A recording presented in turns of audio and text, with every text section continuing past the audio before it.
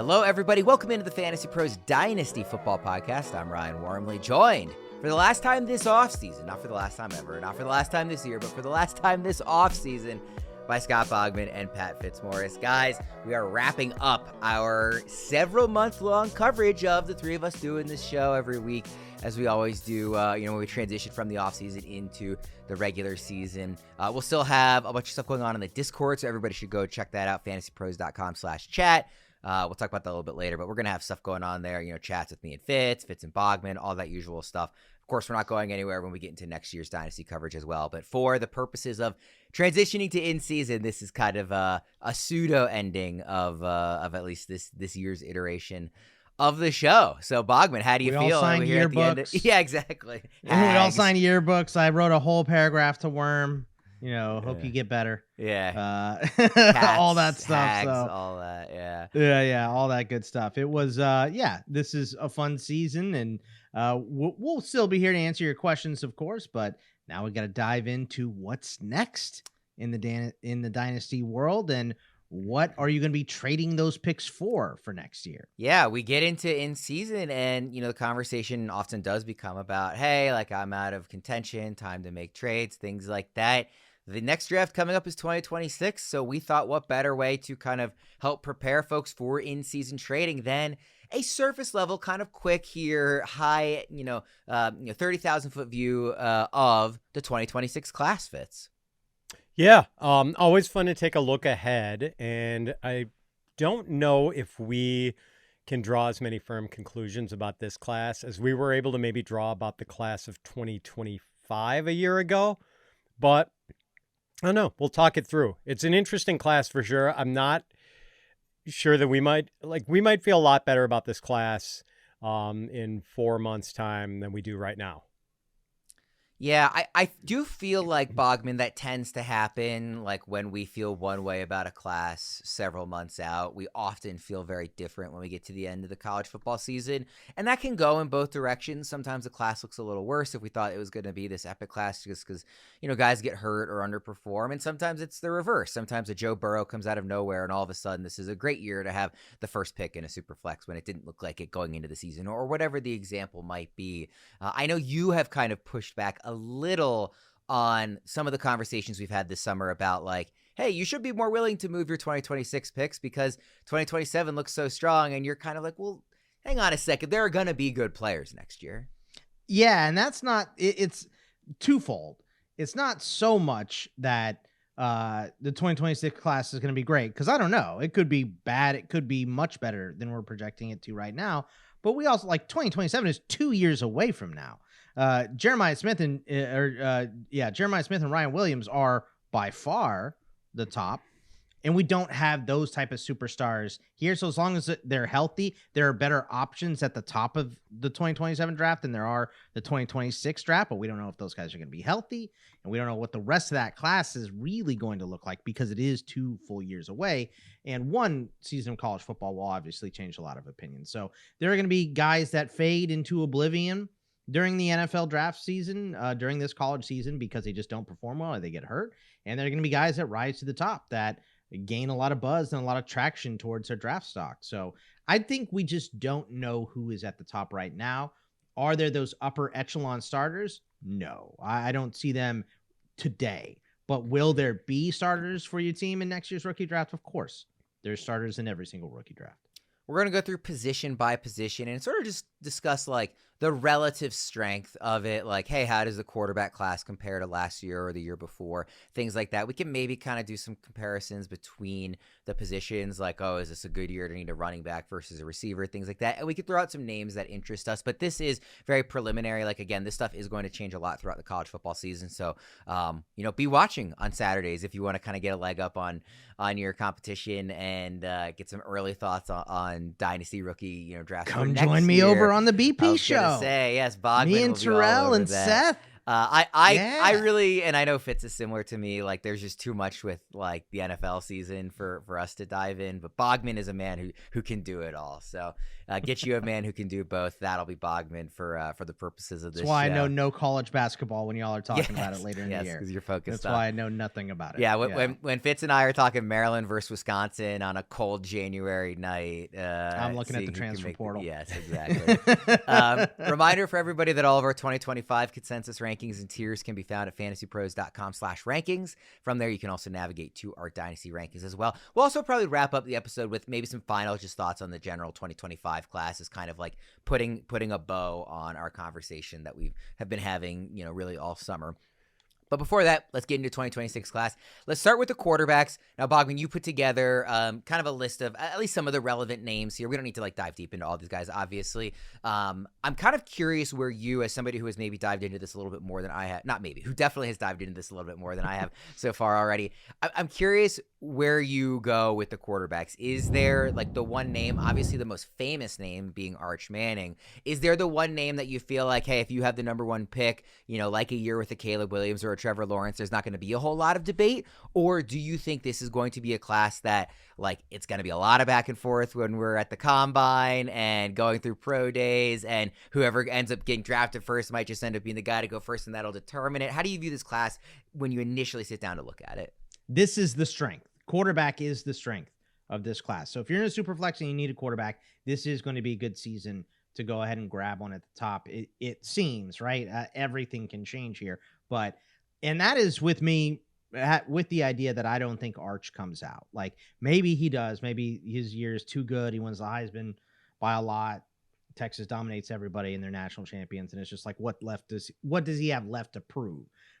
That is a rare scenario for a first-year starter. So I don't think that's going to happen for Arch. I think there will be some growing pains, of course, and I think he'll come out next year. But even if he doesn't, Cade Klubnik is your favorite for the Heisman, right? Him and Arch are 1-2. Lenora Sellers reminds me of Cam Newton. Garrett Nussmeier is a great passer. Drew Aller with Andy Koltnicki there at Penn State last year took a gigantic step up and gave us weapons like Tyler Warren last year, Fernando Mendoza from Cal going to Indiana. It's going to be very interesting to see what he has with real weapons. Sam Levitt and John Mateer are both quarterbacks with rushing upside. I think this class is pretty deep right now. I do think that it's still has a lot to separate. We're going to see a bunch, but I would say that it's a tier of Arch, Klubnik, Sellers, Nussmeier at the top, those four, and then Aller, Mendoza, Levitt, Mateer, and then maybe if Carson Beck is good. I don't think he's very good, but maybe. He's at Miami. Miami has promoted guys draft stock before, Cam Ward. So I think this is the depth of the class. I think there's a lot of good options here, but do I have a for sure number one overall? No. If you ask me right now, it's Lenora Sellers, but I want to see him make it through a year clean with no injuries. Yep. That's really the big thing for him. Fitz, I'm curious, when you look at the class, I think it's hard to argue against the fact that it's a deep quarterback class, but do you see the high impact, I'm not even gonna say instant impact, but just the quarterbacks with really high fantasy ceilings in this class that you think there's a reasonable chance of them hitting them? Because there's always guys in college who have you can make the case for the high ceiling, but do you see guys here who you think there will be some of these names that pan out and are those maybe tier 1, tier 2 type fantasy quarterbacks in Dynasty at some point?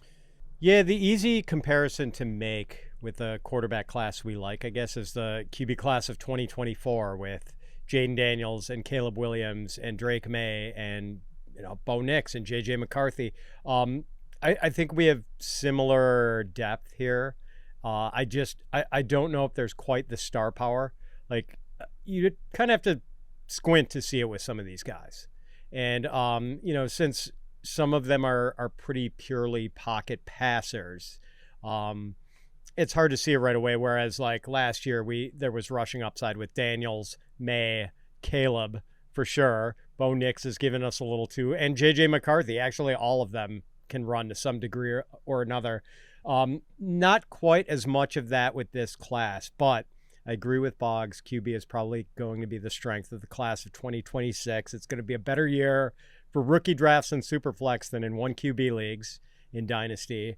And I don't know. I guess the guy I want to be most excited about is the one guy who can bring the rushing upside, Lenora Sellers, who had almost 700 rushing yards last year. And remember, sack yardage counts against the college quarterback's rushing yardage for some odd reason. Lenora Sellers is fast, and he's like 240 pounds. So, like, there is a lot to like here. Maybe it's maybe we get Anthony Richardson, but as a more advanced and experienced passer. When we look at this from the fantasy perspective, Bogman, so like you kind of put together this sheet. We're drawing some of these rankings off of like mock draft database. So the order in the sheet you have together right now is like Klubnik, Manning, Sellers, Nussmeier, Aller, and so on. Do you see a different order for fantasy? I mean, given Sellers' rushing ability, would he be the number one choice for fantasy, setting aside maybe just the overall ceiling of Arch? Or do you see this as the order that they're kind of ranked as prospects is the same as the order you would have them as fantasy guys? I think this is the order as prospects, not as fantasy guys, right? But with that being said, I think Fitz is right in that Lenora Sellers is by far, he has the highest ceiling of this group, not Arch. Like if you don't count Arch, because Arch can run as well. Sellers can really run. Sellers like has Cam Newton upside. So, and he's big. He's like 240. He's like a linebacker out there. He's a lot of fun to watch. So, but again, can he stay healthy? He was banged up in high school, banged up a little bit early in his career at South Carolina. So can he last? And how good is South Carolina under him? I think that's a big question as well. So, but fantasy relevance, him, Arch, those guys can both run. Klubnik can run more than Nussmeier. Nussmeier is like a little slim. Don't want him to take the hit. Drew Aller is just a big monster. Like he's like a Roethlisberger, right? Like 6'5", 240. Might be being generous to him, but Levitt and Mateer can both run, but there's big questions about their passing capability, and is it going to translate to the NFL level? But both big time runners. I want to ask you, Bogman, before we move off quarterbacks, just because you are a Texas guy, like, let's just assume for the sake of argument that Arch is going to be a part of this class. Obviously, that is no sure thing. Sure. For the sake of argument, let's assume that is. If his name was Pat Bogman, right? Like if it was not, he was not a Manning. He was not connected to like the golden family of football and quarterbacking. Would his prospect status be different? Like as an actual player, I know it's been limited what we've seen on the field, but from what we've seen on the field, from what they've talked about at practice, from what we know about him as a recruit, all that stuff, if he wasn't a Manning, would this still be the same kind of hype? Because it does feel like if there's anybody in this class that is going to turn this into a Luck, Lawrence, Caleb type of year where there's just an obvious pick, it feels like given the name brand alone, it's going to be Arch. Yeah, I mean, I would say that the national attention would not be there. I think his recruiting rating would have been maybe a little lower, but probably close to the same. This dude did it in high school. He was great.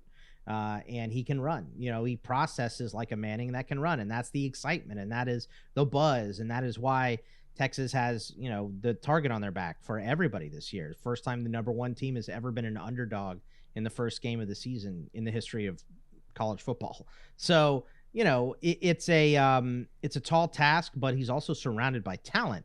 So he could have an amazing Heisman level season and still be overrated going into the NFL because Texas is surrounding him with an NFL level offensive line and weapons that are crazy.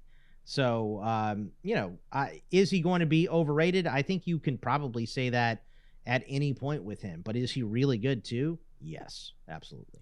Fitz, do you think there's like a legit, obviously there's a chance, but do you think there's like a real, like meaningful chance that Arch kind of turns this into a very obvious number one pick in rookie drafts? Yeah, I mean, but I do kind of believe, wasn't it Archie Manning, Arch's grandfather, who said like that we're not going to see Arch until 2027. So, but he said it's not decided yet. Yeah, Arch did. I tend to think it's gonna be no Arch until 2027, just because he doesn't have much. That's the plan. Yeah, he doesn't have much playing experience right now in college.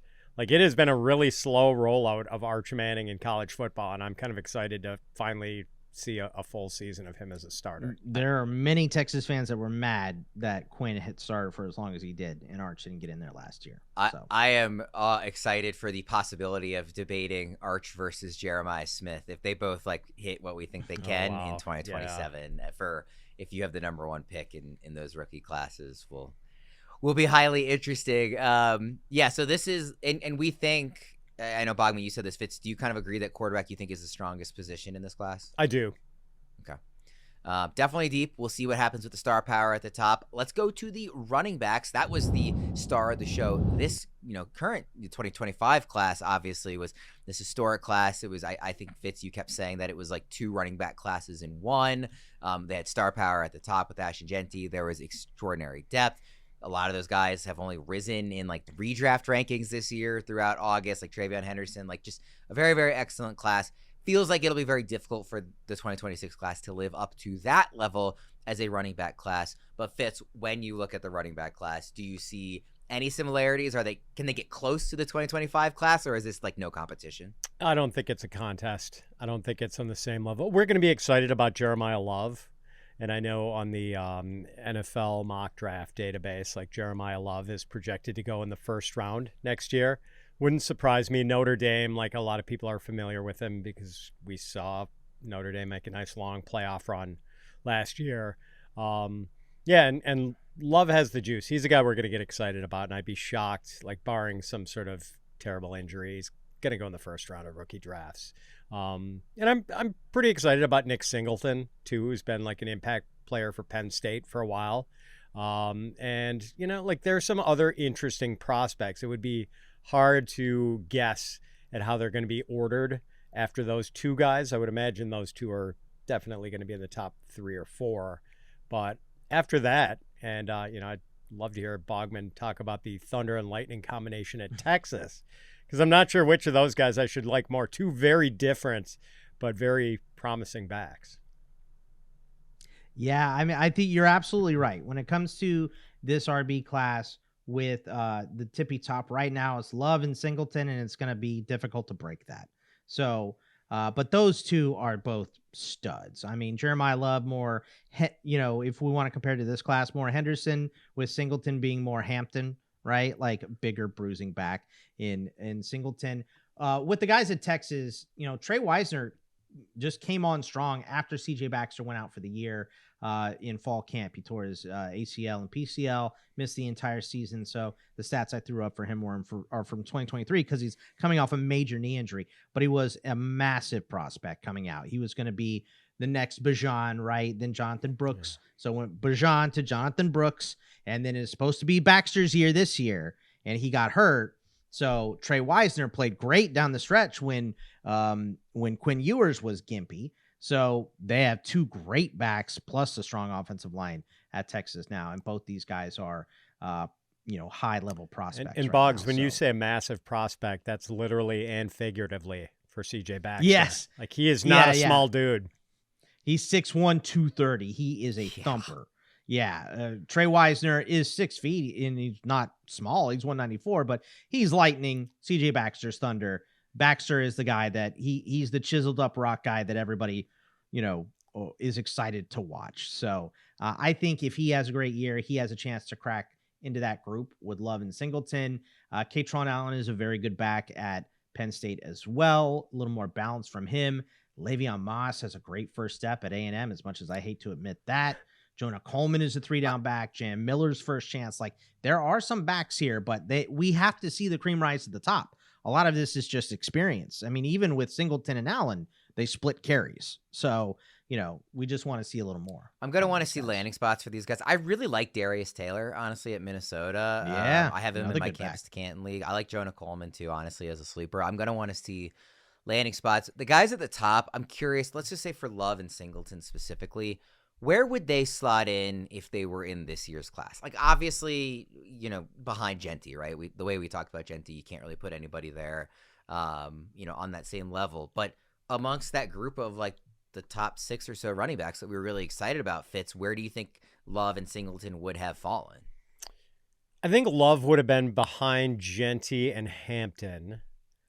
You put him ahead of Henderson? Close. That's the question for me. Close. I think that's where, like, you flip a coin on those guys. So 3 or 4. I think there's more workhorse potential with Love, quite honestly. I don't think he's quite as I don't even want to say he's not quite as electric, because he's got some electricity too. But yeah, like pretty close call with him and Henderson. Bogman, what about Singleton? Yeah, I think Singleton would come in right after those guys. You know, okay. So like ahead of Caleb and Harvey. Ahead and of Quinshon? Harvey, yeah, I think so. I like Judkins would be like you know, obviously there's extenuating circumstances. Yeah, with him, but from how we evaluated him, he's in that group though. I think Singleton, if he gives us another good year this year, he's going to come in with a much better resume than Caleb Johnson. Yes. Okay, I agree with that. Yeah. And then, I mean, like we kind of hit on some of those depth pieces. Like you mentioned Moss and Coleman and Taylor. Running back is a position where, you know, you can kind of burst onto the scene. So Oregon, Malachi Hughes coming over from Tulane. Malachi or Mackay, I always screw his name up. But he is going to Oregon is going to give him a really good shot to put himself on the map this year, because we've seen, you know, Bucky and Jordan James just got drafted. So Mackay Hughes. So this dude from Tulane is a little bowling ball. So he's a lot of fun to watch. Well, last question on the running back class, Fitz. Like 2023 was really like we had Bijan and Gibbs, like these two studs at the top. You know, this current year had studs at the top and depth. How would you compare it to 2024? Just trying to look at like more than just this current class, but like kind of recent classes. That 2024 rookie class, how would you compare that to this one? I mean, I got to give it to 2024 right now. Like I like Love and Singleton a lot. I don't know if we're going to be like crazy over the top in love with these guys come December. I think we're going to be there with Love. We'll see on Singleton. Similar thoughts, Bogman? Yeah, I think that's right. You know, it seems nice now, but it could go. This could go sideways. I think that's the thing. Is like we could get a couple of really nice prospects here, but stuff could go sideways still as well. So this is a group right now. I think Love and Singleton, Allen, Wisner, Baxter are pretty guaranteed.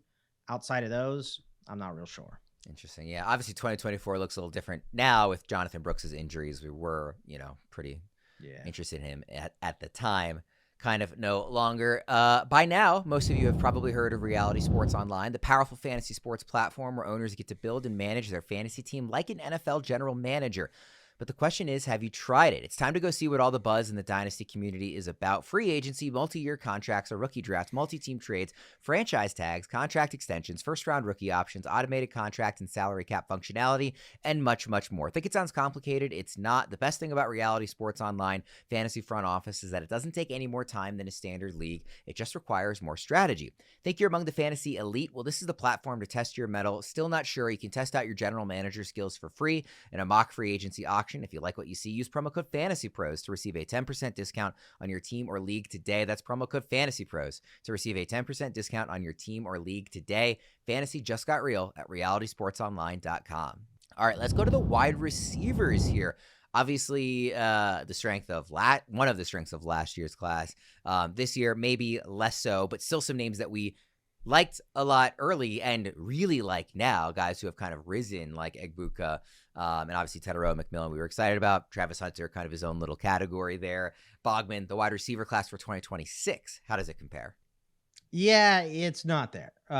This is really, I think, where we look and we go, well, this class doesn't have the juice. And that is because we just don't know how these guys are going to separate right now. And the top of the class is not like natural high level athletic ability, right? Like Jordan Tyson is amazing. He's a great route runner. He's awesome with the ball in his hands, but he doesn't look like Tet McMillan, right? He's not 6'4". He's not going to go up and grab the ball like Mike Evans. He's not going to burn you out with a 4.29 40. He's like, you know, kind of a regular speed for a wide receiver, and he's kind of at the top of this class. Antonio Williams from Clemson, 5'11", right?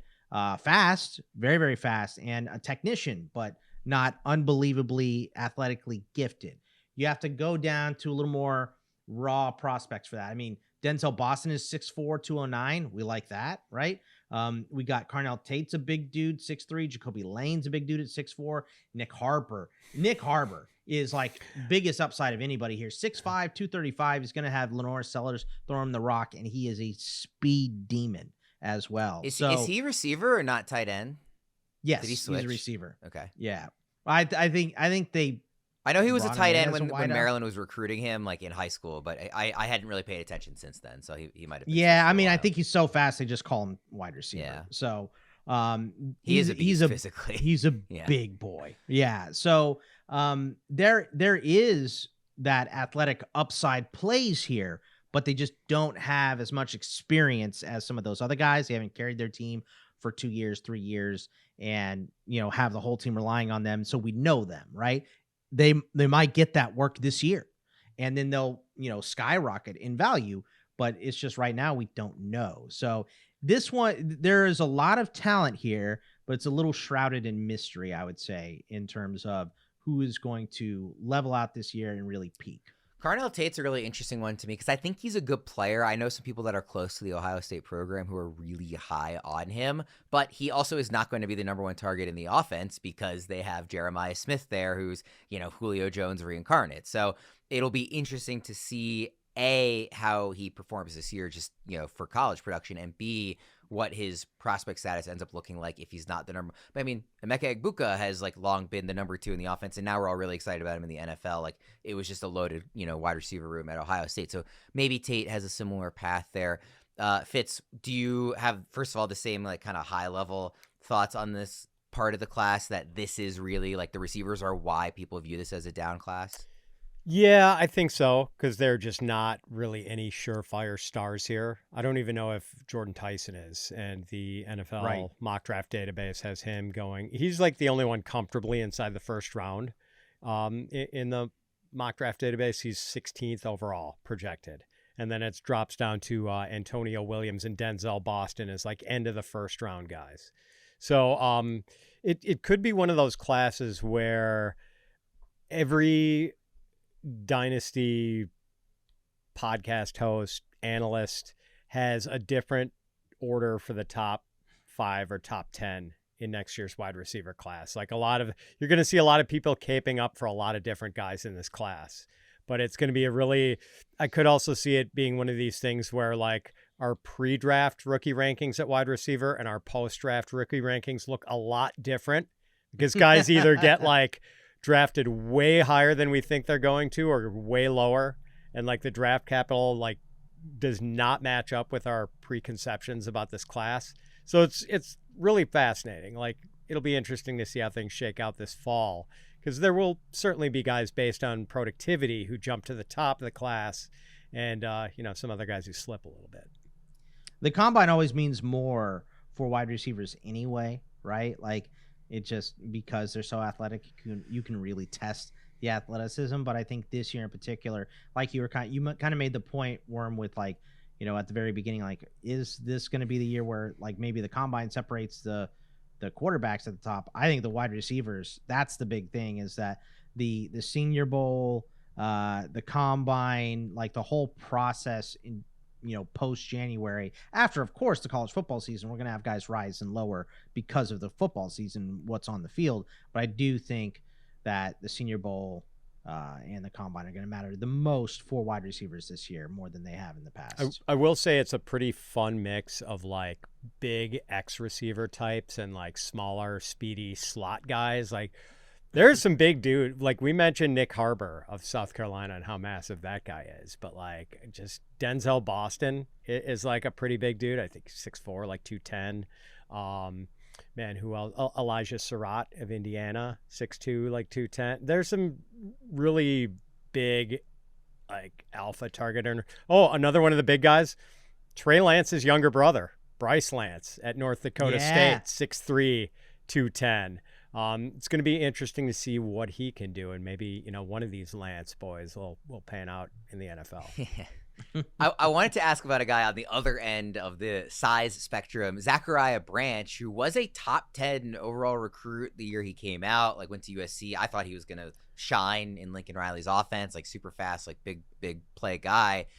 Didn't really ever work out, with any of the quarterbacks that he played with at USC. Is now going to Georgia. Bogman, what do you think about him as somebody? Do you think he could kind of get back to that recruiting level of pedigree that he had coming in and become a big play guy for Georgia the way he really couldn't put it all together for USC? I mean, Georgia's going to pass the ball way less, so you probably be in front of more eyes, which is nice, right? But the quarterback play is very questionable at Georgia this year as well. So the biggest thing for Zachariah Branch for me is we know he's electric with the ball in his hands. He's great. He's a lightning bug. But what is he going to weigh? Because he's listed at 180. If he's 180, then I'm 150. Like, no way.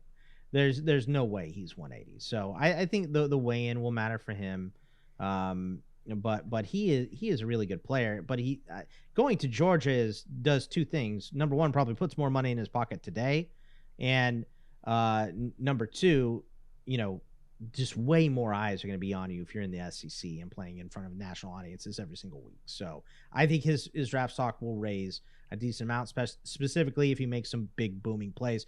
What he will do is catch the football, which is not something they had at Georgia last year. So I'm excited to see what he's got. It's hilarious just like thinking about football as a sport that like at the same position back to back in the mock draft database rankings, Zachariah Branch 5'10", 180, Nick Harbor 6'5", 235, playing the same sport, same position is wild between those two. Let's go to the tight ends. There's typically less to say about college tight ends. Just the way the position is used. And like, obviously there can be great prospects, Brock Bowers, in recent years comes to mind, but not quite the same level of like, this was what makes or breaks a class the way, receivers might in the eyes of dynasty managers. Fitz, when you look at the tight ends, does anything stand out to you in terms of like depth or star power or strength versus weakness? What do you think about the tight ends here? Yeah, I mean, the guy who kind of stood out to me last fall was Eli Stowers, Vanderbilt. Big game, their upset of Alabama, and like he's definitely a pass catching type, like 6'4", 235. He's a move tight end type, but he's also going to be a conventional fourth-year senior, and the mock draft database has two tight ends going ahead of him. No projected first-rounders at tight end in this class, but 3 second-rounders, Stowers, Max Clare, who went from Purdue to Ohio State, and Kenyon Sadiq of Oregon, and they're both going to be juniors. Really interesting, and Clare's numbers last year as a sophomore on a bad team, pretty impressive. 51 catches, 685 yards. Based on how they're listed right now, Bogman, those 3 names at the top, they are also the 3 lightest. So I would presume maybe like, the most likely to be maybe used in the receiving game. It doesn't Harbor way more than Stowers. I mean, yeah, I think he's taller too. Yeah.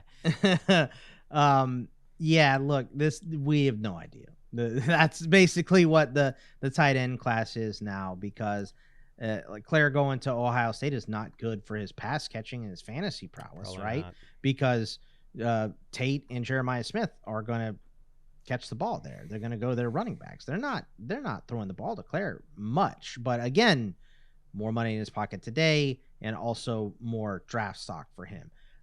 Eli Stowers is really good. I would like to see him go to a good team that can scheme him up. I don't know what Sadiq is going to be if he's really 210.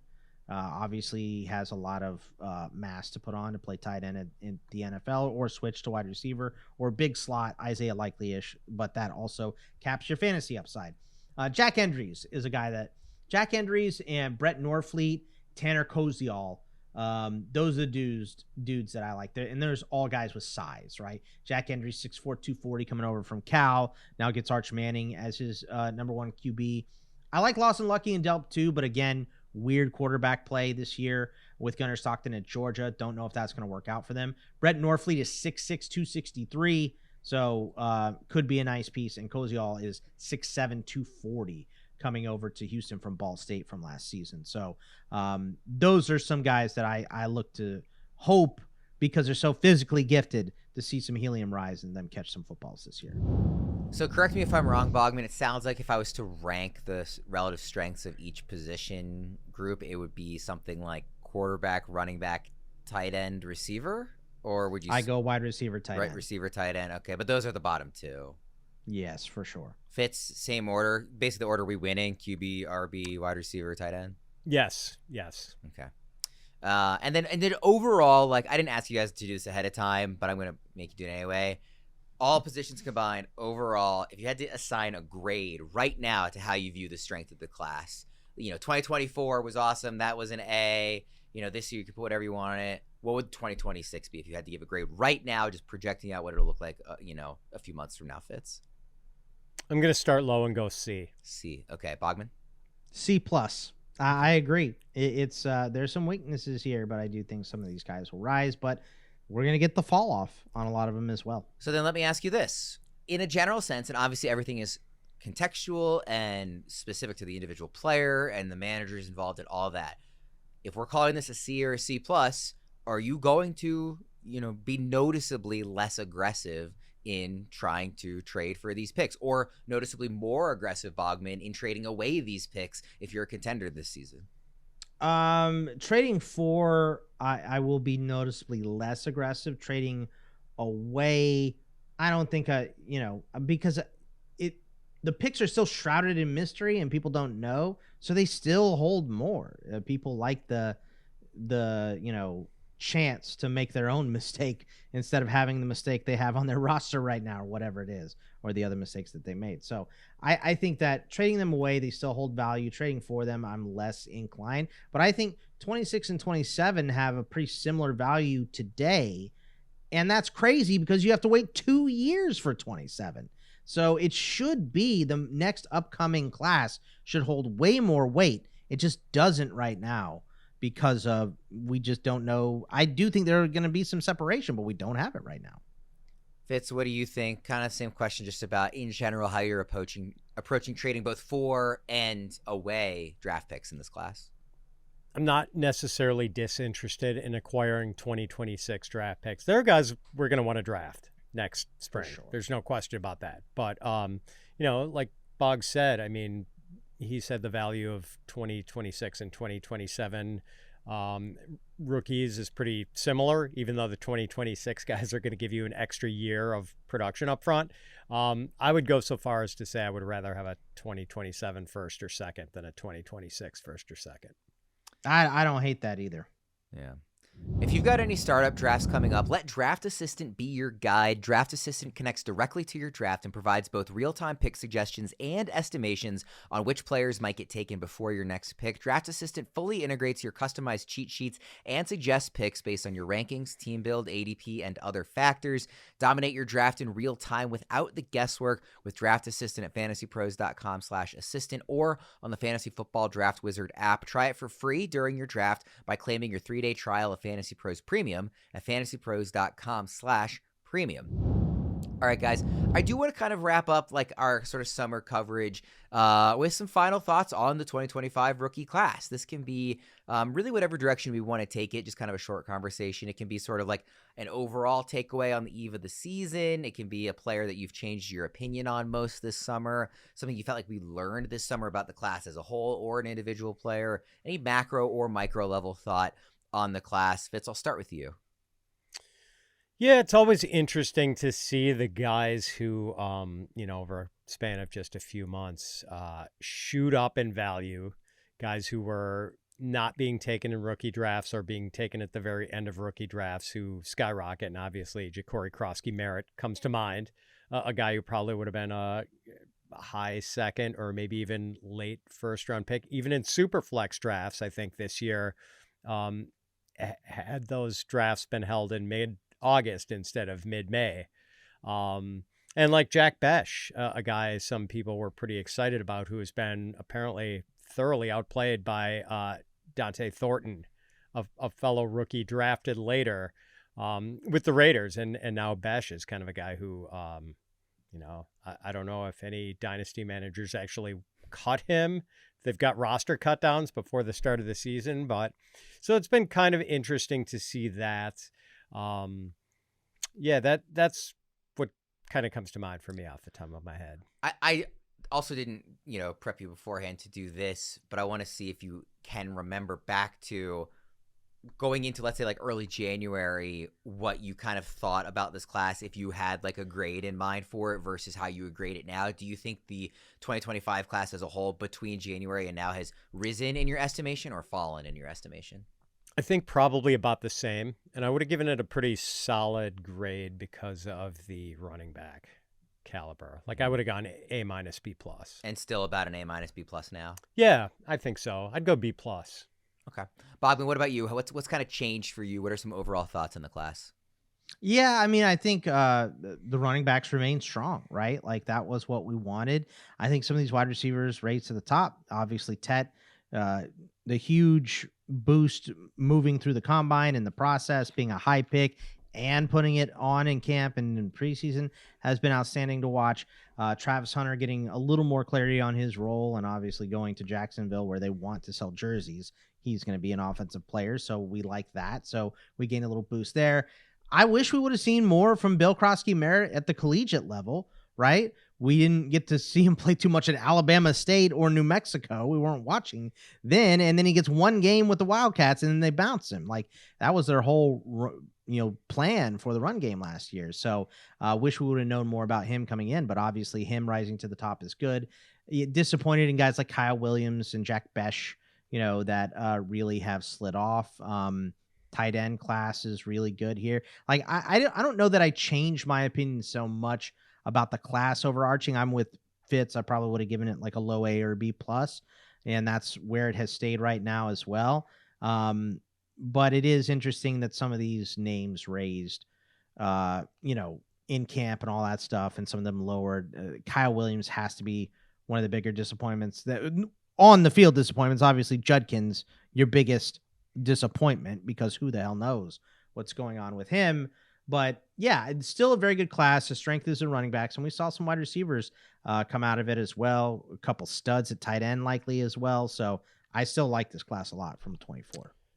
It's interesting, Fitz, that we're talking about this class as either maintaining what we thought about it, if not maybe looking even a little bit better, without getting, like Bogman kind of mentioned, some clarity on Travis Hunter. There's still not like true like certainty there. Like I do not want to see it in an actual game before I feel confident saying like what this is going to look like. If he really is what it has looked like it's going in that direction in terms of being an offensive first player, and he is as good as everybody thought he is, that would like change the star power of the class, I think, a lot. Because like right now, it's really reliant on the running backs and on the helium of the receivers. Guys like Tataroa McMillan and Emeka Egbuka and even Matthew Golden have all kind of like risen throughout August in terms of the rankings. Like you just look at redraft rankings, frankly. If Hunter is also like, oh, this is one of those, like he was a top 10 pick and is playing that way as a receiver, that adds a whole new level to it. Yes, agree with that. And, I still feel like that could go a bunch of different ways, but, now we're seeing that he's probably going to get most of the slot snaps for the Jaguars and like the slot role for Liam Cohen. I mean, we saw Chris Godwin just going bonkers early I think in last points season. per game, he was number one. He was number one in PPR points per game before he got hurt. And that was a good chunk of the season. That was 6 or 7 weeks. So, and Travis Hunter, maybe like, I know the route running has looked a little rough and some of the cut ups we've seen from like training camp and stuff like that, but maybe that's a little less, essential for a slot receiver. A little easier to get open. Like, yeah, this could be really exciting if he does get that slot usage and smash right away.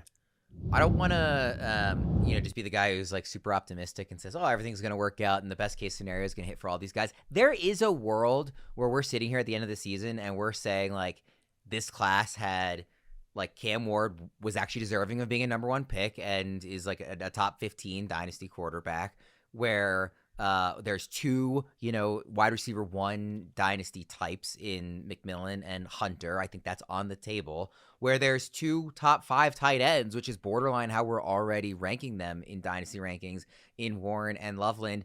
And then, oh, by the way, the strength of the class isn't even mentioned yet. It's the depth and star power of running backs, where we might have the new RB1 in Dynasty, possibly, and Genty and, all this crazy depth. And even the depth beyond those top 6 guys that were really clear during rookie draft season. But, all these guys that we liked, like DJ Giddens and, I'm not going to name all of them, but like there's a lot of names like that too. Milrow. I mean, Milrow, maybe. There is opportunity for this class to really boom and move up to an A+. I think it's probably going to stick at a B+. I think we're going to have just as many failures as successes as we typically do. But you're right, Worm. Like, there's a lot of room for growth for the 25 class, which I called 24 a couple minutes ago for whatever reason. Just looking at 24 stats, that's why I called it. I think 24. for me, what I'm most excited about with watching play out for the class this year is actually the receivers. Because, like, I'm pretty confident I know what the running backs are going to look like. You know, the quarterback class, it's hard to really call it a class because it's mainly just Ward. Like, Jackson Dart, I know, like, Debro is really high on. Like, you just mentioned Milrow. Like yes, there's stuff there, but it's large. A lot of that burden is falling to Cam Ward, at least until Shedeur ever gets a starting opportunity. And the tight ends, again, like similar to running backs, I'm reasonably sure what to expect with those guys at the top. The depth is actually really interesting too, though. Like the guys like Ferguson and Arroyo and Fannin and Taylor, and like there's a lot of rookie tight ends beyond this, just top two, that are really interesting. But I am just so excited to. I'm planting my flag on Teteroa McMillan. I am over the moon about Emeka Egbuka. I think Matthew Golden has impressed me more than I expected him to this summer. Like, I just think the receiver class could really elevate in a way that is very exciting to me, in a way that I feel I'm already excited about all the other positions. The receiver class, I'm like really curiously excited to see like what could come. Yeah. Could we talk about Jacory Croskey-Merritt for a second? I want to ask you guys a couple of either ors with Croskey-Merritt. Right now, in Dynasty, would you rather have Jacory Croskey-Merritt or Quinshon Judkins? Judkins still for me. I would rather have Croskey-Merritt, actually, but Judkins was always the guy I was lowest on relative to consensus because I really love Dylan Sampson. Like, there was just like a lot that even before the off-field stuff that I'm willing to say, like, hey, if he's a starter in what I think is going to be a really good offense here, like, I'll give the nod to Croskey-Merritt because Judkins hasn't done anything this summer, obviously, to go against that. But I wouldn't argue strongly against anybody who says Judkins. All right, one more. Jacory Croskey-Merritt or Cam Scatterbo? Cam. I'll go Scatterbo. I'll stick with our guy Boggs. Okay. So that one I've actually... Where would you go, Fitz? Hold on. We didn't get... Fitz was...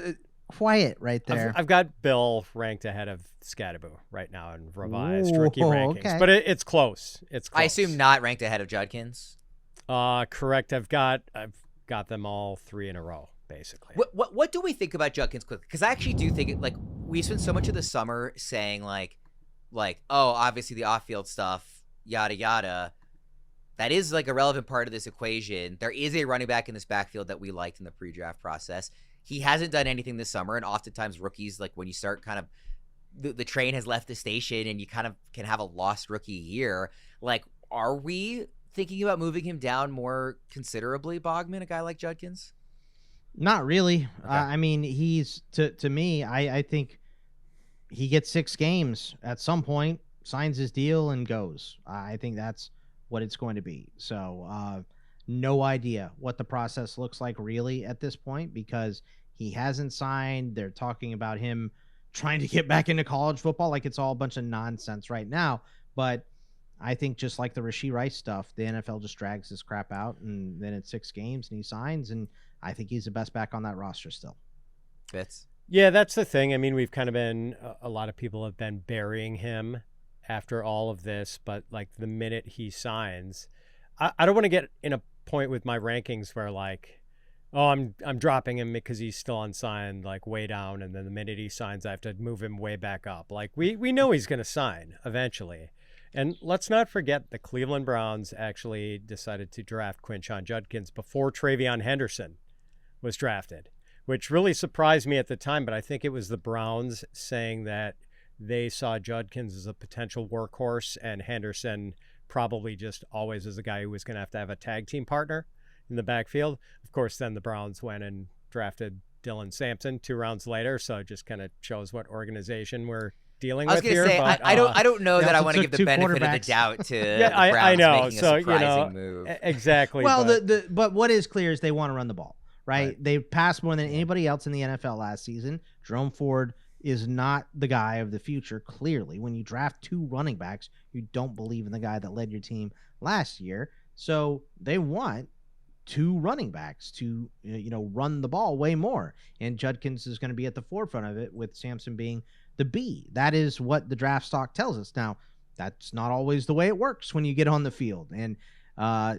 Judkins is way behind Sampson now. And if he shows us anything early, that I'm more worried about really than the initial suspension, because like Fitz said, once he signs, everybody that lowered him is going to move him way up because he's on the team, just like we all did with Isaiah Bond. Like, Isaiah Bond had really bad allegations. So obviously no one wanted to rank him until he signed. But when that got tossed, he signed immediately and everyone put him in their rankings. So Fitz is right. I think we're just waiting on news at this point with Judkins. Where should we be? I was going to say, to be clear, me being down on him is not because I'm worried about the suspension. It's just because all of it has put him behind the 8 ball. You didn't like him in the first in the first place, and you like Sampson, and he's in camp and way ahead. Yes. So there's more than enough reasonable suspicion of Judkins' stock. It's also to like him. a bad offense, and like there's no guarantee they is. solve quarterback next year, and like and not a franchise I want to give the benefit of the doubt to. So like even if Judkins was clearly ahead of Sampson and didn't have this off-field stuff, I'd still be like hesitant, right? Sorry, Fitz, you were about to say something. I was just going to say, Isaiah Bond, where should he be in this class relative to some of the other rookie receivers? I assume he's still below like Jaden Higgins and Trey Harris, but is he on par with guys like Jalen Noel and Torrey Horton and Kyle Williams? I'd rather have Horton, but just because I think he's going to have a real opportunity in Seattle, actually. I have him. So I have Bond at like right behind Royals and Bryant, Amador, TeSlaa, Noel, Williams, Betch. Like I have him behind that group because he got in behind.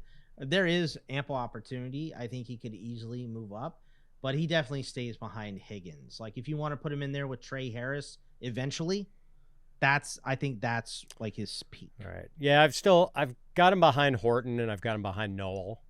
Like Noel's a freak, man. Like I want to give that guy some room. Like I traded Mechie. By the way, because you mentioned him, TeSlaa, another guy who could rise this year. Yes. Really such a good preseason. Wow. Yeah. Such a good preseason. And like highlight reel stuff every week from let's that get guy Jameson too. out of there. And unlike the Browns, the Lions are a team that when they do something surprising, I'm more willing to give them the benefit of the drafting attention. scout. Yeah. Hey, they spent 3 third-round picks to get this guy. It was a weird move at the time, but like Brad Holmes knows what he's doing, man. Yeah. All right, let's put a bow on our 2025 conversation with this. Each of you give me the player. Like, it doesn't have to be like the best player at cost. It doesn't have to be just the pure best player. Otherwise, we'd all take Genty. But just like your guy in this class that you were just like, I'm excited to watch him. I think he's going to be great. Like, if I could put my name on one player from this class, just considering all of it, ability, opportunity, ADP, all of it, who's like your guy, Bogman? Cam Ward. I really like this class. There's a lot to like. Obviously, Cam Scatterbo is one of my guys as well. It's hard not to say him. People are tired of hearing me talk about him. I get it. I'll stop. But I'll say Cam Ward. Like the work ethic this dude has, I feel like the ability that this dude has. He's one of the most underrated first overall picks in the history of the NFL. Just barely talked about. We talk about Shedeur more than we talk about Cam Ward, and I just think that he is going to raise this entire offense. I think that defense is very bad. I think he's a version of Bryce Young that can throw the ball deep and run, and we're not talking about him at all. And the defense is bad in Tennessee. Like he should have to throw the ball a bunch this year. So Cam Ward, I think, is the guy that I just think hits no matter what. It would have been disingenuous if you didn't at least mention Scatterbo, but it would be. Be. To go it would another direction. Almost threw in Matthew Gold. Yeah, I didn't. Fitz, what about you? Simon Gentleman. Oh man, so many to choose from. Like, I'm gonna say my runner-up is Tyler Warren, and he's a guy. I thought you were gonna say Warren as your pick, actually. Dude, I had him. You know, I won money saying that Colston Loveland would be drafted before him, and had Loveland ranked ahead of him in the pre-draft process and post-draft, and now like I'm seeing Warren's final year at Penn State translate to the Colts. Like, I think he's going to be just great from the jump. Like, this guy's a different kind of cat. But I'm going to say Emeka Egbuka. And he's a guy that people unanimously loved when he was meeting with teams at the Senior Bowl and at the Combine. Everyone liked it. Like, everyone thinks he's a great kid. And then he gets drafted earlier than we expected him to. We thought he was kind of like bubble first round, second round, and like the Buccaneers drafted him very aggressively, even though they had a lot of bodies in their wide receiver room already. And now, with help from injury-aided stuff with Godwin and McMillan, like he's going to play a lot right away and could potentially smash. And I think the thing I love about Igbuka, versatility, can be a slot, can be a Z. He produced at Ohio State while playing with other great receivers the entire time he was there. Well, maybe not his very first year, but like he was playing with some other terrific NFL prospects, produced anyway. And so that reassures me that no matter his situation, even if he is in a crowded wide receiver room, he can still pop. I love Igbuka. He would have been my runner-up for this pick. I know this is a guy who like went high in rookie drafts, but like I just cannot stop thinking about TeSlaa McMillan and his fit in Carolina. And I thought that's who Fitz was going to say, by that's the way. my easy pick here. I would have pivoted to Igbuka if Fitz had taken that, but so bronze medalist. Yeah. I mean, I just like every single thing. Like if he has a healthy season, I don't understand how he's going to be outside the top 15 at the position. And there's not a wrong answer here. He's a good. I just think he's going to be a top 10 dynasty wide receiver. None of us said Genty, who is clearly it's like too obvious. The right? guy. It's too easy. It feels too obvious. It feels like he doesn't even count. But I mean, he is the guy. Fitz and I taped an episode is coming out on Labor Day, I believe, of our biggest questions for the 2025 season. It's a redraft show, not a dynasty show. But we taped that with Debro, and the final question I asked was, who is the player that's going to define the season the way Jamar Chase did and Saquon Barkley a year ago? And Debro said TeSlaa McMillan. Like even as he thinks he's going to. This will be a guy that like everybody will look back at the season and say, I can't believe he fell as far as he did. This was a guy you needed to draft this year. I am in total agreement with that. Again, it's a class that there's a lot of names that you could have picked and liked a lot, and you guys picked some of those names. But I just cannot stop reaching on TeSlaa McMillan. I'm over the moon. It's such a fun rookie class, and we are finally about to see these guys play in NFL games. It feels like Christmas Eve. Yes, very, very excited. The anticipation will only grow here in the next week. If you've got any questions that we didn't hit on throughout the summer, I don't know how that's possible because we talked a lot. But if there's anything that you felt like we missed or questions that pop up for you, whether now or during the season, please join our Fantasy Pros Discord community, chat with other fans, and get access to exclusive AMAs that wind up on our podcast feed. Current schedule looks like this. That's myself, and Fitz at 5 Eastern on the first Tuesday of every month. Bogman and Fitz at 5 Eastern on the third Tuesday of every month. And then Welsh and Erickson Thursdays at 2 Eastern. Come get your questions answered and be on the show at fantasypros.com/chat. Guys, we'll go ahead and wrap things up there. Again, we're not going anywhere. Our coverage always does look a little bit different in season. So don't be expecting the weekly shows here on YouTube, but we'll, of course, be on Discord, available elsewhere. And, we'll be back with the YouTube show when we get to 2026 talk in January. But for Bogman and Fitz, I'm Ryan Wormeli. Thanks for tuning in both to this episode and throughout the summer. And we'll see you next time.